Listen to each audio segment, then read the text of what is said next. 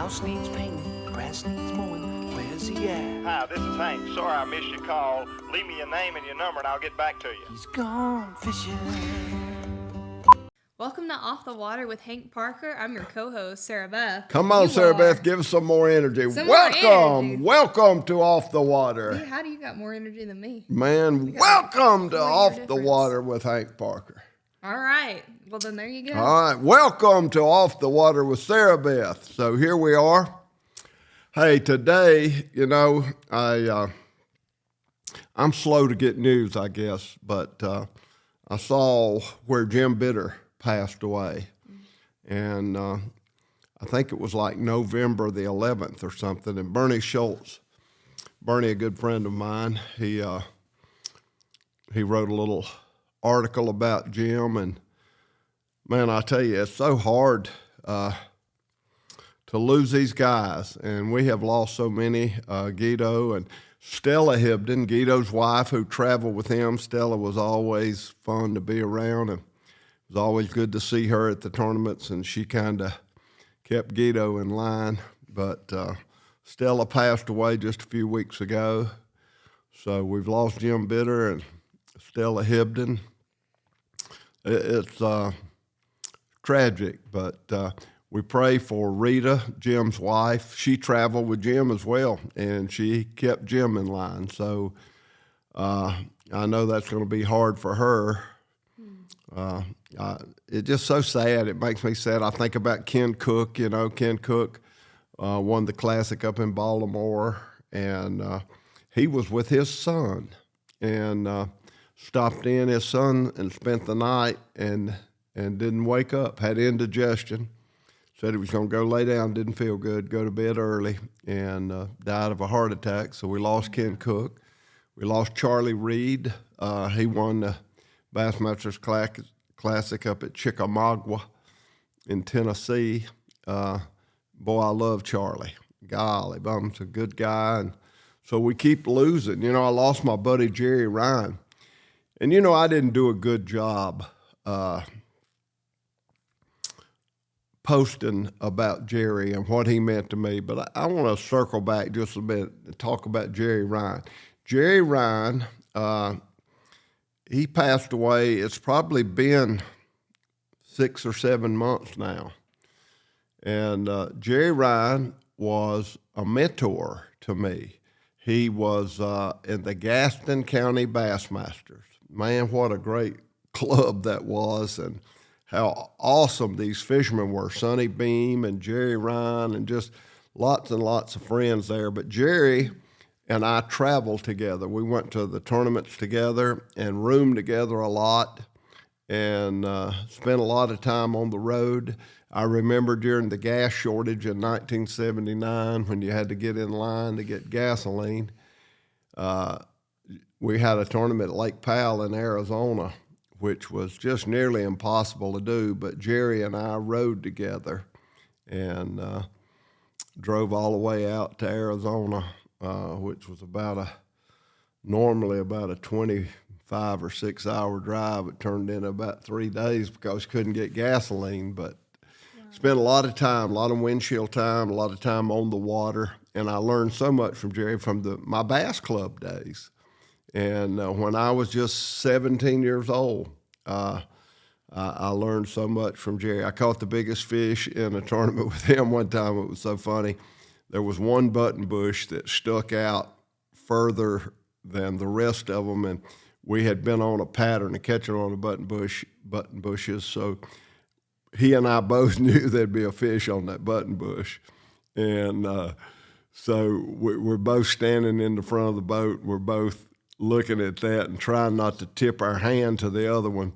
And Jerry bumped my shoulder when he was casting, and it threw his cast off a little bit, and I shot in there and caught a fish over 8 pounds. And at that time, I think it was the biggest fish I'd ever caught. I know it was the biggest fish I ever caught in a tournament. But we had so much fun. He called me a dirty dog. You blocked me. You hit my reel on purpose. And I said, I did not. You was trying to throw over my head and get in a hurry. And we laughed and cut up. And you remember those days, Jim Bitter he would have won the Bassmaster Classic that I won in '89 had he not dropped a fish overboard. He was measuring it on his tackle box in front of the windshield of the boat, and it slipped out of his hand and bumped the console, and back in the lake it went, and cost him the Classic. That's not good at all. Oh, No. my God. No. Now, they want you closer to the mic every time. They say, get Sarah Beth closer to the mic. Hey, I'm as close as I can get right now. Okay? All right. You hang in there and stay with us for it because everybody wants to hear you.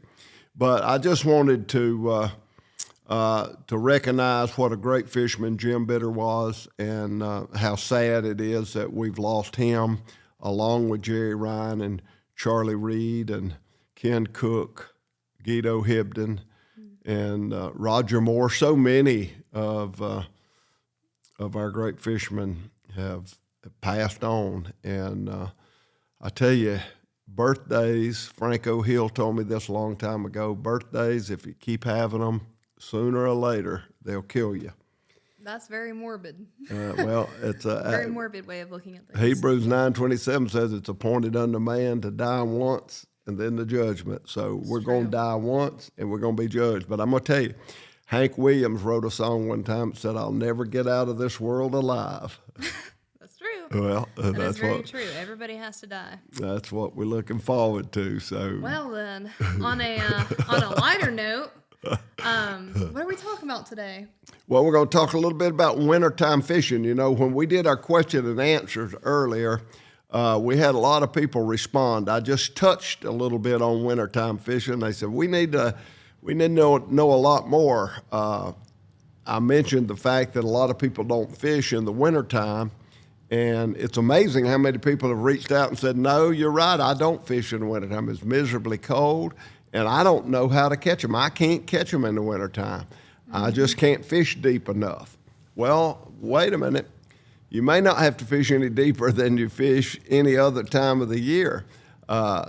There's so many different patterns that can work in the wintertime. I talked to Bobby Murray. You know, Bobby Murray, the first classic champion, and he won the very first classic that I fished in, and then he retired. But he and I are great friends, and I had him on my podcast.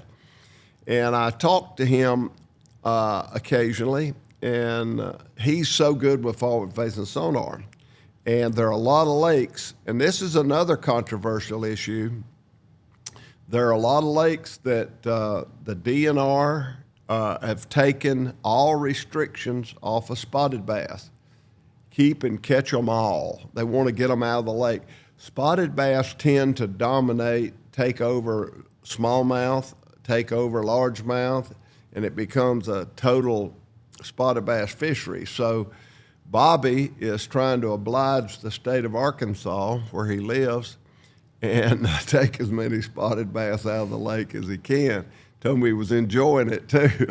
But you get that catch and release bred into you. It's hard for me to put a bass out of a public fishery into the live well, but Bobby has been catching them, and he tells me now these spotted bass, and he's catching some largemouth as well, but mostly targeting spotted bass, that they're in deeper water and they're hanging right on the bottom. And you can't even see them on forward-facing sonar or on your normal electronics. You have to put on an enhancement in order to be able to see that the fish are even there. And then once you catch one or two, they'll follow them up, and then you get to see them, and you see them on your forward-facing sonar. But he's talking about fish 30, 35 feet deep, hanging the bottom. And that's kind of a different pattern than I've ever fished in the wintertime.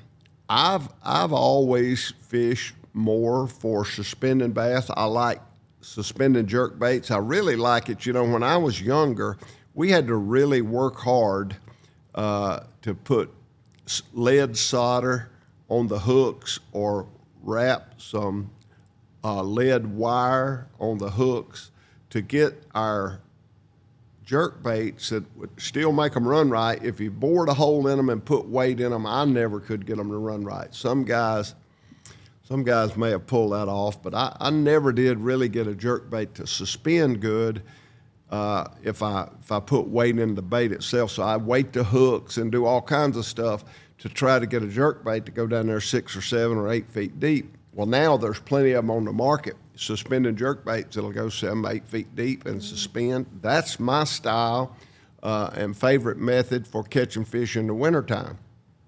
But there's so many, and I wanted to touch on them because I had so many people respond and say, well, tell us about wintertime fishing. Where do you start? How do you go about figuring out which pattern you're going to fish? And how do I approach a cold water lake when the water temperature is 45, 48 degrees or even lower? How in the world do I go about catching those fish? All right. I have some questions that some people Well, I'm going to answer those questions. We're just now getting started to talk about how we're going to catch those fish in 42, 43. Where do you start? Okay, here's question number 1. Where do you start? It is no different than starting any other time of the year, spring, summer, or fall. You have to have a starting point. And I believe that you need to do a little bit of homework before you ever get to the lake. Like, has the water been rising? Has the water been falling? Have you had a lot of rain? Is the upper part of the lake muddy? Is the lower part of the lake clear? And have a little bit of a starting point before you launch your boat. But once you get in the lake and you start fishing, it is a process of elimination, just like any other time of the year. The one thing that you have to keep in mind, running and gunning and hitting a place and moving on quickly may not work as well in the wintertime because the fish are a lot more lethargic because of the colder water. And they're not quite as aggressive. So you have to be more patient. You have to be more deliberate with your cast. And sometimes it takes multiple casts to get the fish to react in the wintertime. Mm-hmm. So that's a little bit different than summertime fishing when fish are more aggressive and you can run and gun and hit, move. And then when you hit them, you hit them. That don't work as well in the wintertime. Now, I will tell you this. Forward-facing sonar has educated everybody. Mm-hmm. People like myself that thought they had things figured out, once they really see what's going on, they realize they didn't have it so figured out after all. That's true in many cases, really. Well, I'm going to eat a little crow. Mm-hmm. And I'm going to say I thought I had these wintertime fish figured out. And I thought that these fish would suspend out in open water, and then like a day we had here in South Carolina today, it started out this morning about 28 degrees, and by say noon it was sunny and 51 or 52 degrees. So what I thought those fish would be out there in deeper water suspended when it's 28, and then as that sun heats that water up a little bit, they tend to move up and get a little bit shallower, and that's when I'd catch them on my jerkbait. Right. Well, that's not always the case. Those fish stay out there suspended. Mm-hmm. And those fish that I thought was moving up, they're up there all the time. Mm-hmm. They don't ever, or not, I don't say ever because, again, I'm learning a lot. But there are fish that really primarily feed in shallow water. And it doesn't matter what the water temperature is. They're still going to feed in shallow water. And you're going to catch them. And when I say shallow, I'm talking about up there in that 10, 12 foot and above. So you're going to catch a lot of fish up in 8, 9 foot of water, even in real cold water, maybe 6 foot of water. That's just where they feed. And they do it whether it's warm, cold, hot, or somewhere in between. So there's so many different patterns that are going on. While a lot of the guys down on Lake Murray, where I've been fishing lately, a lot of the guys are out there catching them on forward-facing sonar in 30 foot of water. I'm still catching them up there on rocks with crankbait in 5 and 6 foot of water. Mm. So there's multiple patterns going on at one time. And I will tell you one, we're talking about where we started. We put the boat in, we're going to fish what we think is our favorite method or technique, our number one choice. And the one thing that I can tell you for me, and it's never changed, it's been this way for me for 40 years. I can catch fish in cold water and I can catch fish in muddy water, but I cannot catch fish in cold, muddy water. Okay. I go to muddy water in the spring. I go to muddy water in the summertime. I stay away from muddy water in the wintertime. Cold, the hardest conditions in the world for me to catch a bass is cold, muddy water. Why is that? Well, I think they're sight feeders to a point, and I think they're so lethargic they can't see your bait. You got to knock them on the nose to be able to get a bite. And I just can't seem to get fish to react very favorably when it's cold and muddy. So I completely avoid muddy water in the wintertime. Okay. That's my rule. That's your rule? That's my rule. Colonians. And I've tried. I've been in situations that I've fished tournaments where the whole lake was pretty muddy and I pretty much stunk it up. But so did everybody else. There wasn't a whole lot of fish caught. Cold, muddy water, I just eliminate it. So now I'm going to go out and look for bait fish. And the seagulls, that's the one thing about living in the South. And it's pretty much this way a lot of places, not only in the South. You have gulls in the wintertime. Seagulls move in on the lakes in the wintertime, and they will show you where the bait's at. I watch those birds. I try to figure out where the big blue heron are, and in the wintertime, it's more important to me than any other time. It's always important, but in the wintertime, it's even more important because it's hard to find bait. They're not everywhere normally like they are in the warmer months. They're not as easy to find. Okay. So when you find the bait fish, you're going to find the bass. I don't know how deep they're going to be. We have to work it out once we get there. But to set up a pattern, and it's always good to fish a pattern. I'll see guys, they'll do this a second, and they'll do this a second, and they do it. You haven't eliminated anything. You know, you start out and you throw a jerk bait, and then you throw a lipless crankbait, then you throw a deep diving crankbait, then you pick up a jig and spoon, then you throw a swim bait, and you boom, boom, boom, boom, boom, and you hadn't caught anything, and you really hadn't truly eliminated anything. If I fish that jerk bait for about 2 hours and I don't catch a fish, then I'm going to eliminate that jerk bait. So I think trying to set patterns and eliminate the bait and the water is important. Just to randomly pick up and throw, you don't learn much from that. And trying to figure out fish in the wintertime is no different than figuring out fish in the summertime. It's just a little bit more difficult because the fish are not as aggressive and you got to get more deliberate with your cast, so you have to slow down so you can't cover as much water. Right. You have to come to them, not vice versa. Yeah, they're not going to come to you. They're just going to sit I've there. called them on the cell phone. Most bass don't even have a cell phone. They act like they do, though. Sitting in one place for 4 hours. But I've never had any success calling one up on a cell phone. I try to figure them out and call them up on a pawpaw or something of that nature and get them to come bite my little bait. But let's start out. Water's cold, fish are lethargic, so we know we're going to slow down. We're going to choose some baits. We can't find crystal clear water, so we're in some off-colored water. Right. So I'm going to probably choose a jig. Okay. I'm going to probably slow roll a spinnerbait. If the water's not real clear, then I'm probably not going to fish my jerkbait. What colors are you using? Well, I'm going to always, when I throw a jig, I'm going to always start with black and blue. Denny Breyer wore me out so much on black and blue. He put that in my brain. I used to love a green pumpkin with a little bit of orange in it to emulate a crawdad. But then he beat me so bad so many years on that black and blue jig that I'm going to start with a black and blue one.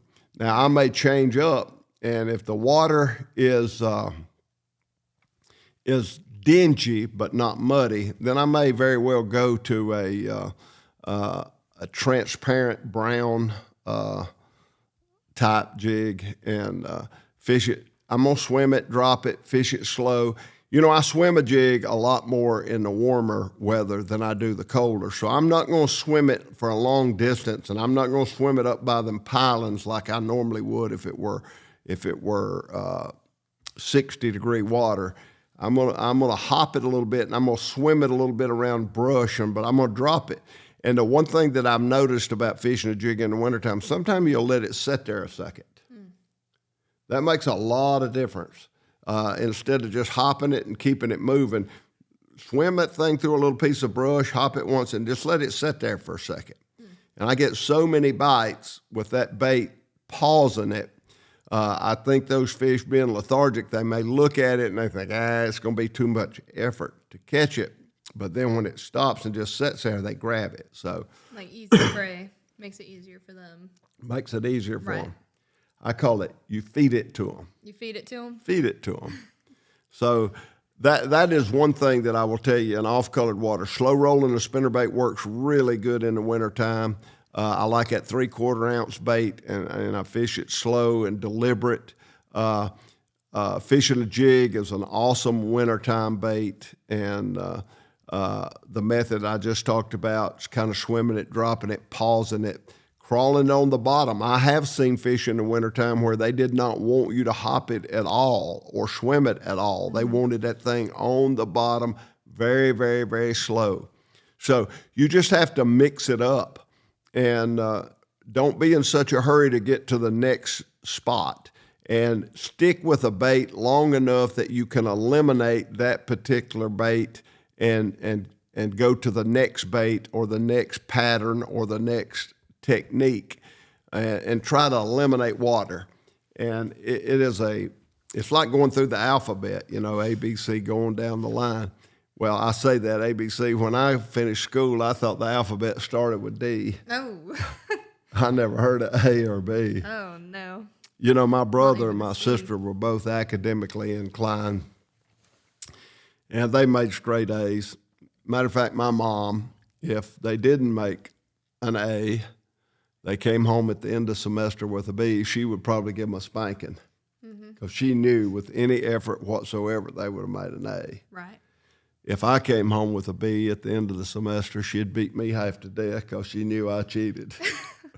That's terrible. I know. Gosh.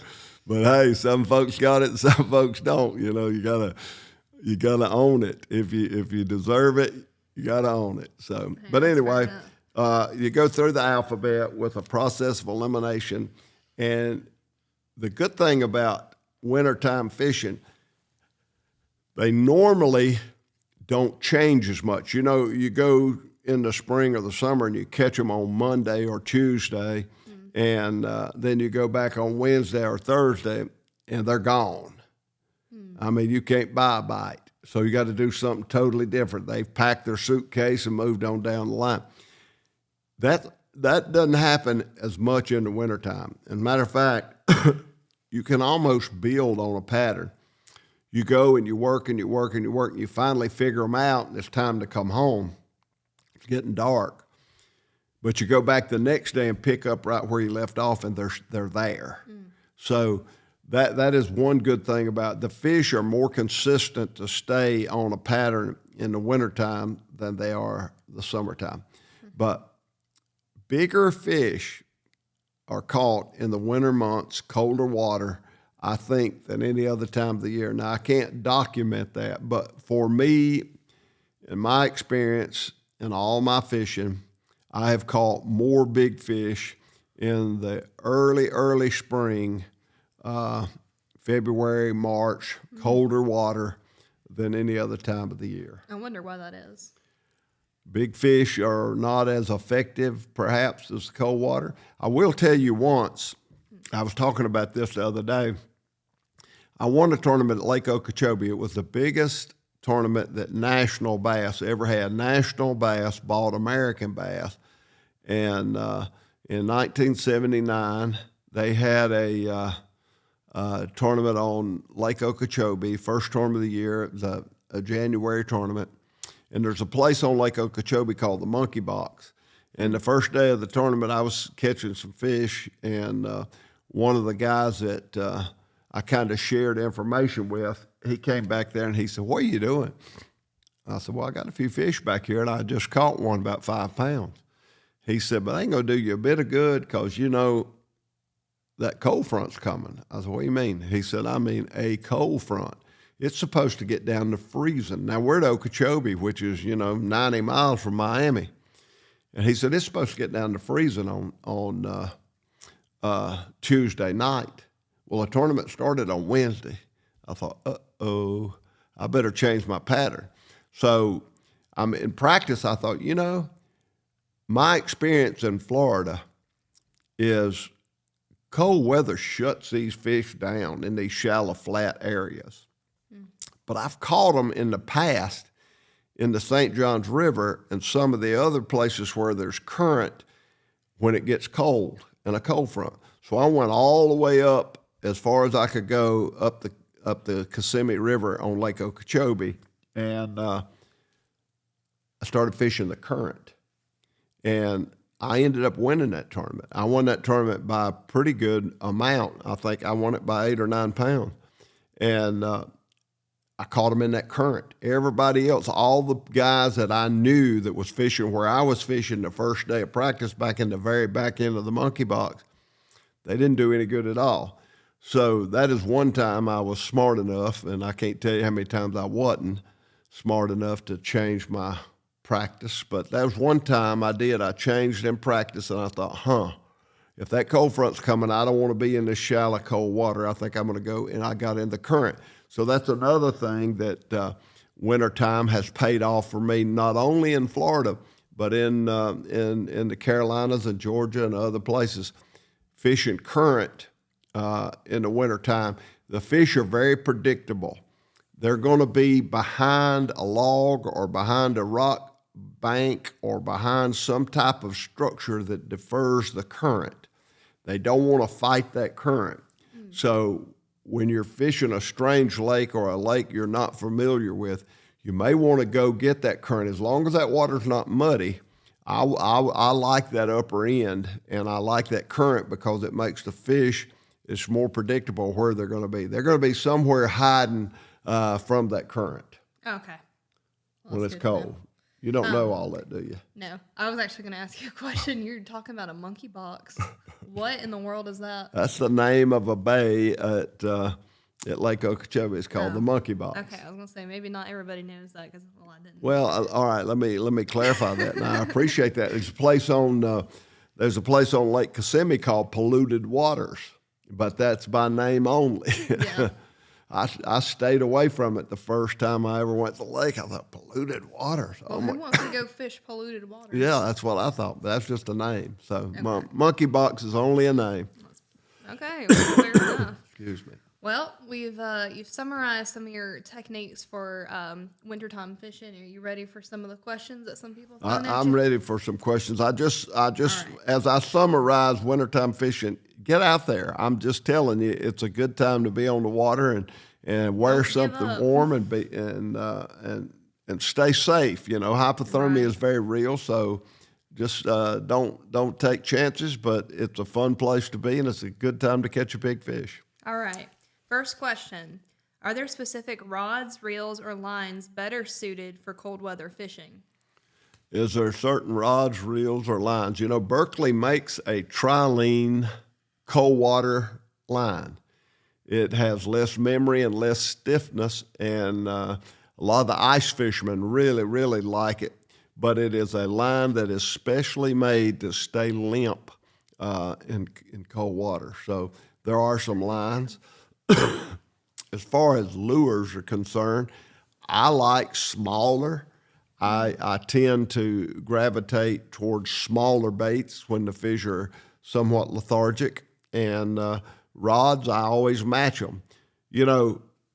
Sarah Beth, as I go around these high school kids, and this is a topic that we really need to get more involved in more detail. Berkeley made that Fritz Side 5 crankbait.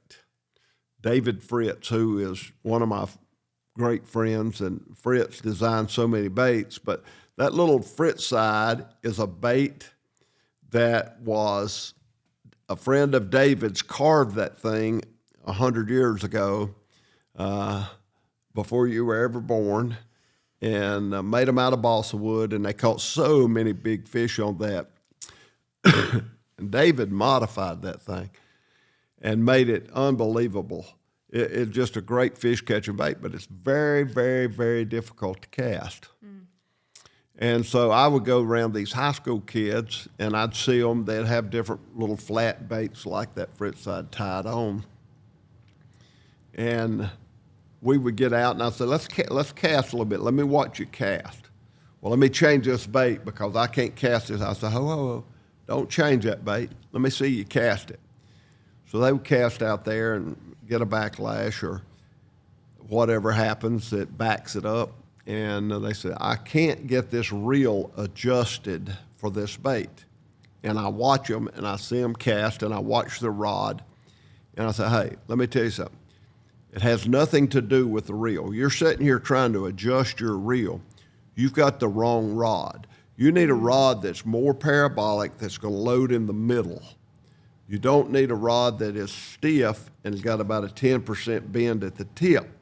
You're generating way too much speed, and you're not getting the bait started, and the reel's already backing up because you generated so much speed with that stiff rod. You need a rod that will absorb some of that bend and have a parabolic bend, and it's about a let's say 60-40, 60% stiffness, 40% limber. Okay. So the right rod is critically important. And in the wintertime, when you're throwing smaller baits, you don't want to throw them on a big, stiff flipping stick for sure. You want to throw them on a rod that will allow you to be able to load for those little smaller baits. So you need the right rod for the right reason. And I'm doing a little video with some of the luge pros talking about luge designed rods. Like, for example, when you look in the catalog, or you go to Bass Pro and you look at all these different rods, well, Greg Hackney's got a flipping stick. Well, there's 500 other flipping sticks. Well, what's different? Well, there's a lot different, but you don't know it and I don't know it. Right. So I want to go out in the boat with Hackney and say, okay, Greg, what's different about your flipping stick? What's different about your frog rod? He's an expert. I mean, he is unbelievable at that shallow water frog fishing. He's unbelievable at flipping. Well, Hank, I did this. I shortened the handle up, and I moved the reel here, and I did this, and I did that. I want to be able to get with those guys. Just like Andy Montgomery. When I went out on the water with Andy Montgomery, I learned so much about the rod and reel that he's using to be able to skip under a dock. And I can't believe how much difference it made for me. So I want to get with these guys. Mark Rose. Mark Rose is awesome crankbait fisherman. And I mean, he catch them on a big, deep diamond crankbait, but he catch them on little crankbaits as well. Yeah. I would like to go in detail and say, okay, Mark, you've got these signature rods. What does this particular rod do? Now, why did you design it this way? What's the benefit? Because just like those kids trying to fish that little or cast that little flat bait, and they're blaming the rod. I mean, they're blaming the reel when it's not the reel, it's the rod. So I take my rod, I'll get them a rod, and I'll say, now take your reel off of your rod, put it on this rod, get your line through the guide, now cast it. Oh my goodness, I can't believe that. It was the rod. It wasn't the reel. So they've been spending all this time trying to adjust that reel to keep it from overrunning, and you're never going to get it adjusted because the rod's generating too much speed for the reel to absorb. So you get overrun. So getting the right rod and the right reel is a good combination whether it's winter or summer. It doesn't make any difference. Yeah, it's just knowing your conditions. Well, it's just picking the right tool to do the job. Right, we've said that before. Yeah. Well, and that's not only in lure selection, but that's also when you're selecting a fishing rod and pairing it up to do a job. I would have never thought that this much strategy goes into fishing than it actually is. It's so much more complicated than I would have ever thought. I thought Well- you just cast out there and you catch it. It can be simple, and it can be you got to watch your bobber, put your little cricket on there, you know. That's the cool thing about fishing now.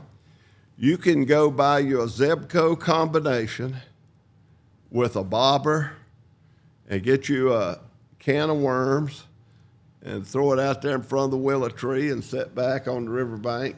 I feel targeted. Now, do you chew tobacco? No, No, you personally, don't no. chew tobacco. Well, you can sit down to tobacco and watch your bobber. Oh. Or you can make it as sophisticated as you want. Hey, you calling rednecks unsophisticated? No, Hey, no, you know there's somebody no. listening to this right now. No, that does that. they choose to keep it simple. Let me tell you something. My grandfather, Ralph Parker, he was a redbreast fisherman. Mm-hmm. He could care less about bass fishing. He never changed. When he was a little boy, he started out fishing for redbreast, and when he was an old man and passed away, he still loved to fish for redbreast. That's fine. That is wonderful. Right. So that's the cool thing about fishing. You can make it whatever you want it to be. You can Right. keep it simple, but if you want to get on the cutting edge of technology and learn and be able to catch fish that are a little more difficult to catch and catch a few more fish Right. than you would if you didn't know that particular technique, then that's available too. Well, I mean, with bass, one of the top arguments I've heard of freshwater versus saltwater is that saltwater is more exciting than freshwater because there's a wider variety of species. It might be a little bit more dangerous. It's a little bit more of a thrill to hook a marlin or a shark than it is a bass. Well, You know? I wouldn't personally, now this is just me, I wouldn't give you 50 cents to go out and catch a big old blue marlin and spend 3 hours trying to land that rascal, and you're out there trolling with some big teaser. Oh man, know, you get I'd rather be seasick, chunking too. a frog up by a lily pad. Yeah, that's But true. that's just me, Yeah. you also, know. you like that flat water. You don't like them waves. Well, I don't. You're right about that. Now, I don't like to get out into the ocean and fight the waves. To me, that's no fun. That's true. But let me tell you this right here. My room here, and I'll run the camera around here. I got a lot of white-tailed deer in here. And, That's an understatement. well, but I that's what I like. I don't have any African animals. I've never been to Africa. I've had the chance to go to Africa multiple times. I had a fully paid way to go to Africa and kill 25 animals. I didn't go. People say you're crazy. I'm happy hunting turkeys. I'm happy hunting white-tailed deer. I've never wanted to change. My grandfather was happy catching redbreast. There are people that are happy catching brim Right. or catching crappie. They don't care about catching a bass, and they don't want to learn all these techniques, and they don't Right. want to get so sophisticated, and they don't want all this stuff. Right. And that's fine. But there are those who want to learn every little bitty thing they can, learn every trick, and have the right rod and right reel for every situation. Absolutely.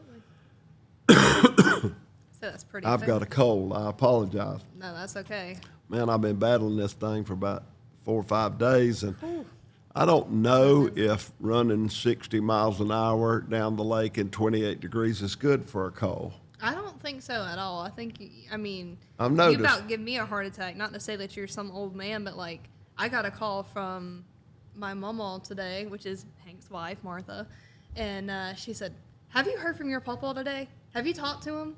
I'm like, yeah, I sent him a text a few hours ago. He said we're gonna film right past 4 o'clock, and she said, "Oh, okay. Well, I haven't been able to get a hold of him yet because he's been out on the tractor all day. What if something's happened to him? He's out there by himself." So, I mean, getting up into your ladder years That's people are good. gonna start worrying about A you. tractor's dangerous. You know, a tractor's dangerous. I've been bush hogging. I started early this morning. I bush hogged for about 6 or 7 hours. Yeah, but I can't hear on a Your good phone. day. I can't hear when the tractor is not running. So Yeah. I put my phone up here and I turn it on that emergency ringer, you know, where it's and I still don't hear it. That's terrible. That is terrible. But I got Oh, that man. tractor running, you know, and I'm just out there. Well, you're about to give your wife a heart attack because then you know who she comes after is us. She calls us, come look for you. Well, come right. look for me. I'm okay.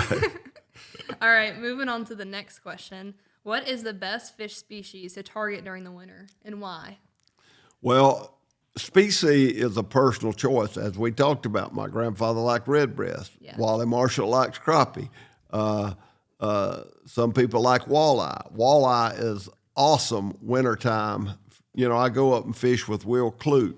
Will is a good buddy of mine, and he is over the fisheries at the Mohawk Indian Reservation up in New York on Lake Ontario. And he's rubbing it in. He calls me all the time. I've been trying to get up there for 4 years. He's rubbing it in. They're catching like 80, 90, 100 walleye a day and catching some 7 and 8 pounders. And Wow.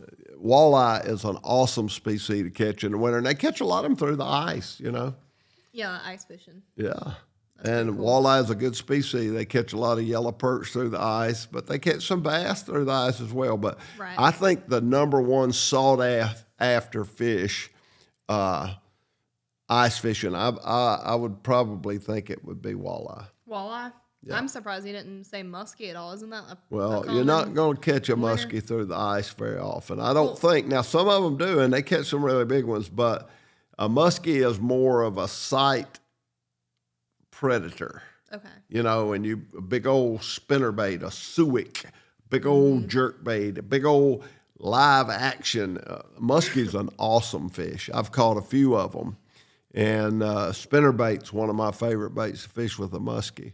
For muskie. The Detroit River, boy, I tell you, I got in them up there once on a jerkbait. Now, you got to be careful because they have teeth. Right. And Yeah, a lot of times I've you'll seen fish that that. jerkbait and you're out there jerking it down, and all of a sudden, Snap your line. you didn't even feel him. He just took his razor blade and cut Cut it. Yeah, and so you got to be careful. You got to use a little leader sometimes on a muskellunge. A muscalinge. Yep, that's right. Alrighty. Well, that was really all the questions that I had. Well, that's pretty weak. For some of them, I know. Well, you touched on most of them. Like some of the questions that I had from people, you already touched on some of them, like at the beginning of the We video. hadn't been talking 5 minutes. I know, right? Seems So like time sure this does will fly be- for you. No, I mean, this is like a 5-minute podcast. Everybody's going to say, well, I was disappointed. I tuned in. You didn't talk but 5 minutes. They're going to say they have about as much personality as a wool blanket. What do you think about that? Well, let's see. We can talk a little bit about the, let everybody know about the Mercury Challenge. Mercury Challenge, that's coming along pretty good, and we're getting down to the wire. The Mercury Challenge is you can win, to repower. The whole thing is a campaign to show people that you can repower your boat. There are a lot of people, the boats are more expensive today, and a lot of people say, you know, I like my boat, but my motor's old, and I got a lot of hours on it. And so you can repower that boat. Right. And so you can go to your Mercury dealer and they can put you a new motor on there and you're ready to go. So they said, well, we'll just do a sweepstakes where if somebody wants to repower their boat, they can win a motor. All right. That's pretty awesome. That isn't is pretty awesome. Completely free. So you're allowed to win a motor to repower your boat up to 300 horsepower. And we've talked about this before, but they decided to do this as a Legends Challenge. Right. And so Bill Dance is a legend.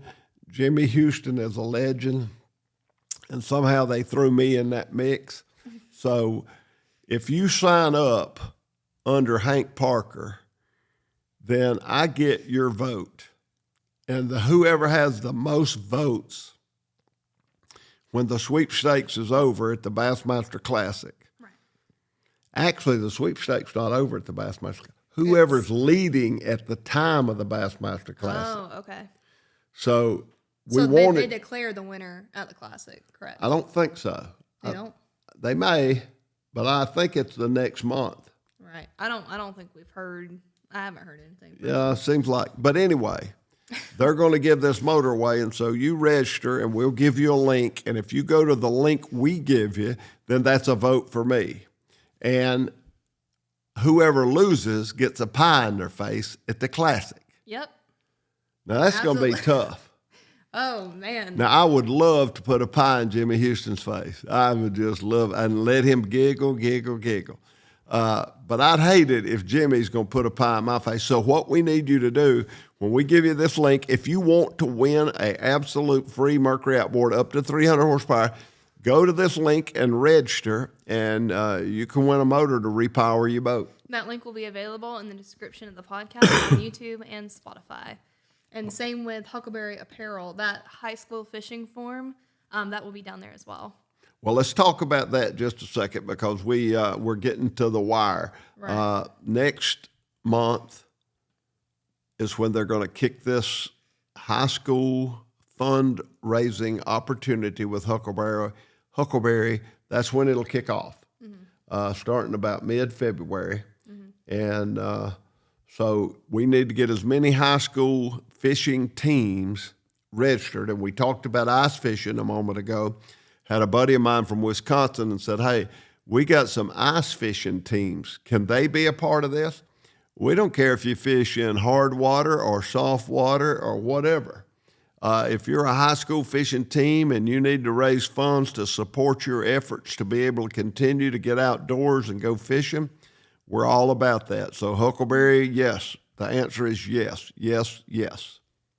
All right. All right.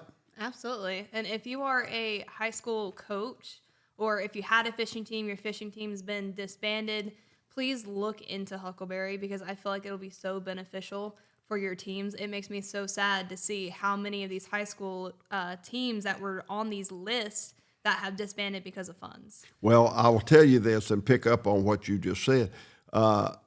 Sarah Beth's fiance, Matt, and Sarah Beth have been working to get me a list of how many high school fishing teams there are in the state of South Carolina.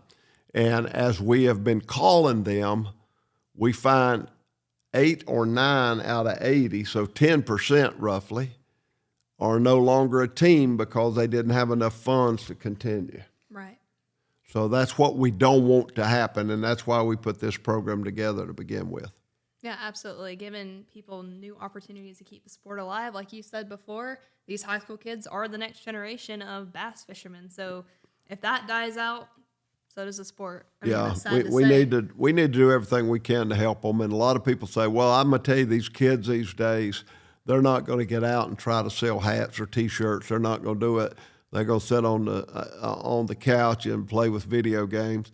I don't agree with that. Some of the greatest kids I know are hustlers, and we've got some great kids. Forrest Wood told me once we went to the TBF Junior World Championship, and they had a pizza party. So Forrest and I went to the pizza party and met all these kids. Some of the nicest kids, some of the most energetic kids, some of the most determined kids I've ever met was at that. And Forrest looked at me and said, Hank, I think we're in good shape with our future generation. I said, Forrest, I think you're right. Oh, that's awesome. Yeah. Man. So I want to help them, Yeah. and that's what this is all about, getting them funded and getting them independent and keeping them healthy. That's what we want to do. That is the goal. So just go ahead and make sure that you check those out. And without further ado, I guess we'll see you guys next week. Get out on the water and go fishing, and we appreciate you tuning into the podcast. God bless you. I'll see you next time. I'm Hank Parker.